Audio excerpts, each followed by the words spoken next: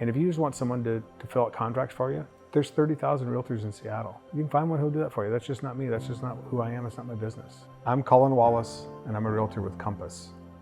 I had a job that I enjoyed the job, but I didn't really like my boss, and there was a lot of friction there. And my dad had been after me to get into real estate with him for a long time, and I didn't want to. I was concerned about how it would affect our relationship.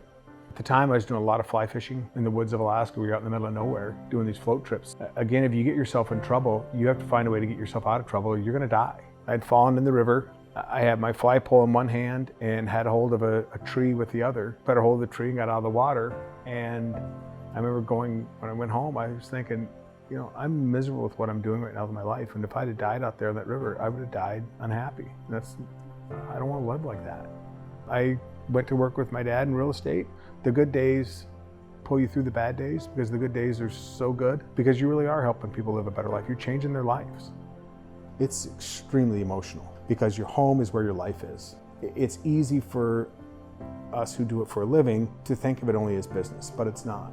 When their head hits the pillow at night, they have fears. And it's hard to admit as an adult that, you know, this scares me. I don't know what I'm doing here. I'm afraid. I don't want to do the wrong thing here. I know that you have that fear.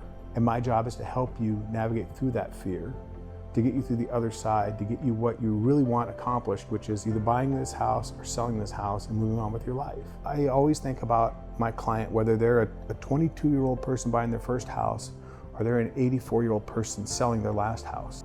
That's my mom. And how do I want my mom to be treated? Some days I'm gonna tell you stuff that you don't want to hear, but it's what you need to hear. You came to me to do this, and I'm gonna help you, but we have to do the right way and we have to do the right thing for you. You can look back on this and say, you know what, this was the right thing we did. I'm glad we did this. This was really a good decision I made. He looked out for my interest. He did the right thing. There were times I didn't know what we were doing, but he was always looking out for me. I feel so strongly about it that I'm willing to walk away from those things, and I fired clients over stuff like that. I have to be able to put my head down on my pillow at night and close my eyes and be okay with what I did today. And if I can't do that, I'm not gonna do it. So after watching this, if you believe that I'm someone who's gonna put your needs above my needs, visit my website and let's start a conversation. I would rather turn you down than let you down.